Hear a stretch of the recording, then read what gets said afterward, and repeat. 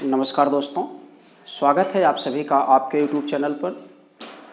दोस्तों, आज का महत्वपूर्ण टॉपिक है, इससे निश्चित ही बहुत सारे प्रश्न आपके प्रतियोगी परीक्षाओं में आएंगे। आज आप देखेंगे पर्यावरण से संबंधित कुछ समसामयिक मुद्दे। इसके पहले भी इसी से संबंधित एक वीडियो देख चुके हैं, उसी का दूसरा भाग है, उसी से आगे हम बढ़ रहे हैं। दिसंबर माह के करंट अफेयर्स यहाँ कवर किए जा रहे हैं।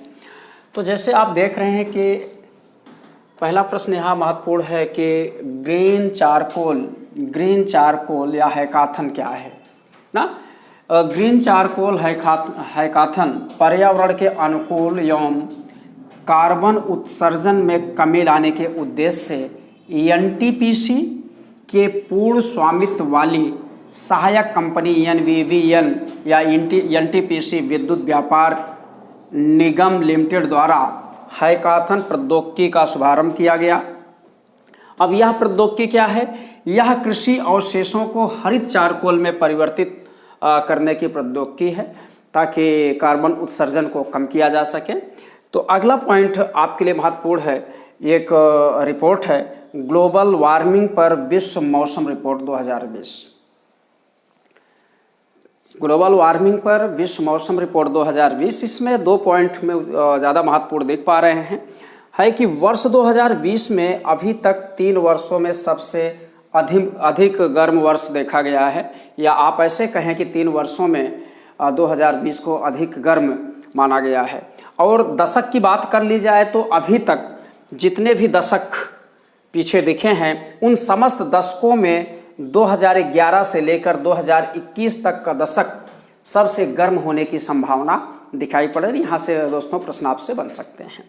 आइए देखें, अगली एक रिपोर्ट फिर आई हुई है संयुक्त राष्ट्र पर्यावरण कार्यक्रम का, जिसे तो इसमें इस रिपोर्ट आई है उत्सर्जन, कार्बन उत्सर्जन संबंध में, तो है उत्सर्जन गैप रिपोर्ट।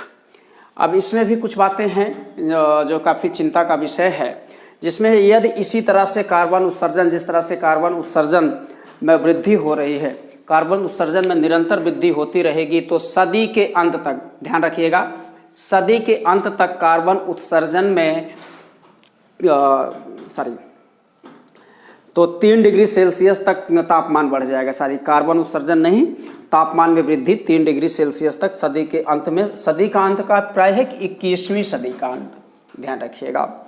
अगला महत्वपूर्ण इसी में अगला बिंदु है कोविड-19 के चलते अब कार्बन उत्सर्जन में कमी हुई है और टेम्परेचर में कमी हुई। क्या हुआ, इससे संबंधित बातें समझें। जैसे आप देखें कि कोविड-19 के चलते आर्थिक मंदी दिखी, औद्योगिक उपक्रम बंद रहे, जिसके चलते इस वर्ष में 7% कार्बन उत्सर्जन में कमी आने की संभावना दिखाई पड़ी है। दोस्तों आगे देखें, इसी में देखें, इस रिपोर्ट के अनुसार लगातार तीसरे वर्ष वैश्विक स्तर पर ग्रीन हाउस गैसों के उत्सर्जन में कमी आई है। यह भी बहुत महत्वपूर्ण बात है, वैश्विक स्तर पर कार्बन उत्सर्जन में कमी आई है। अगर कार्बन उत्सर्जन की बात कर ली जाए, G20 देशों के जो ग्रुप हैं, इसमें देखा जाए तो चीन, संयुक्त राज्य अमेरिका और संयुक्त अरब अमीरात कार्बन उत्सर्जन में शीर्ष पर हैं, ध्यान रखिएगा, शीर्ष पर हैं। फिर अगला एक और रिपोर्ट आई हुई है, सूचकांक इंडेक्स आया हुआ है, वे भी महत्वपूर्ण है, जलवायु परिवर्तन प्रदर्शन सूचकांक जलवायु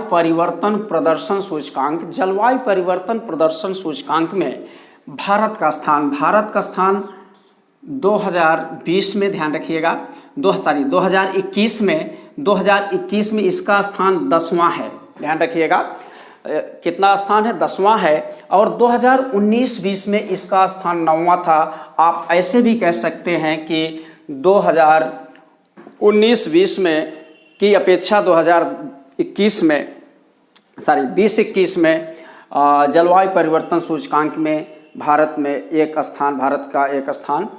में गिरावट आया हुआ है, ध्यान रखिएगा। तो इसी कड़ी में आगे बढ़ें, यूरोपीय संघ तथा 57 देश, यूरोपीय संघ के साथ 57 अन्य देश कुल ग्रीन हाउस गैसों के उत्सर्जन में 90% भागीदारी निभा रहे हैं। और नवीकरणीय ऊर्जा श्रेणी में भारत 57 देशों में 27वें स्थान पर है। ये भी महत्वपूर्ण बिंदु है, अलग से है। नवीकरणीय ऊर्जा श्रेणी में भारत 57 देशों में 27वां स्थान पर है और 2019 में 26वें स्थान पर था। यह भी आपसे महत्वपूर्ण प्रश्न बन सकता है, क्योंकि यहाँ से दोस्तों प्रश्न बनते रहे हैं और उसी आधार पर हम लोग गेस करते हैं, क्योंकि करंट अफेयर्स तो बहुत लंबा चौड़ा होता है। अब एक पर्यावरण के क्षेत्र में नया पुरस्कार देने जाने की परंपरा 2017 से प्रारंभ हुआ है। तो इसमें दिया गया है यंग, इसका जिसका नाम है young championship of the earth पुरस्कार। ठीक है, young championship of the earth पुरस्कार 2020 7 लोगों को दिया गया है। 7 लोगों में एक भारतीय इंजीनियर हैं जिनका नाम विद्युत मोहन है। ध्यान रखिएगा, जिनका नाम विद्युत मोहन है। विद्युत मोहन पेशे से एक इंजीनियर हैं और ये एक टेकाकार सामाजिक उद्यम है। टेकाकार सामाजिक उद्यम है और जिसके साथ संस्थापक भी हैं। यह सामाजिक उद्यम ऐसा है कि किसानों से उनकी पराली को जलाने का, जो खेतों में कृषि अवशेष या पराली उनको जलाने से रोकना, साथ में ऐसे एक तकनीकी का विकास करना जिससे पर्यावरण प्रदूषण को कम कर सके या बायोमास ऊर्जा का विकास हो सके। दोस्तों, इस क्षेत्र में इन्हें पुरस्कार दिया गया है। इस पुरस्कार की सबसे बड़ी खासियत है, यह पुरस्कार UNEP के द्वारा दिया जाता है, ये भी ध्यान रखें। इस पुरस्कार की खासियत है कि 18 वर्ष से लेकर 30 वर्ष तक के युवा को यह पुरस्कार दिया जाता है, जो अपने नए विचारों के माध्यम से, नवान्वेषी प्रयासों के माध्यम से पर्यावरण के क्षेत्र में या पर्यावरण के क्षेत्र में जो समस्याएं आई हैं उनके समाधान का ये लोग प्रयास करते हैं। तो अगला पुरस्कार इसी के क्षेत्र में है, ध्यान रखिएगा। अगला पॉइंट महत्वपूर्ण है, कच्छ का नवीकरणीय ऊर्जा पार्क। मोस्ट इम्पॉर्टेंट है। भी हाल ही में भारत के प्रधानमंत्री श्री नरेंद्र मोदी जी ने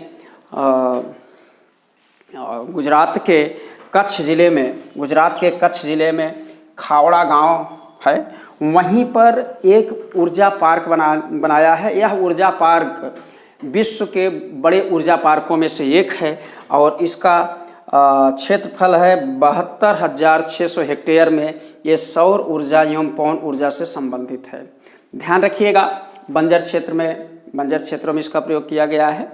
भारत नवीकरणीय ऊर्जा के क्षेत्र में 4थे स्थान पर है। यह भी एक महत्वपूर्ण पॉइंट आपके लिए है, मोस्ट इम्पॉर्टेंट है। भारत नवीकरणीय ऊर्जा के क्षेत्र में 4थे स्थान पर, और साथ ही वर्तमान में 136 गीगावाट ऊर्जा उत्पादन नवीकरणीय क्षेत्र से होता है, और जिसका जो भारत के कुल ऊर्जा क्षमता का 36% है। दोस्तों, इस प्रकार से आपके महत्वपूर्ण बिंदु रहे। दोस्तों, इनको आप देखिए।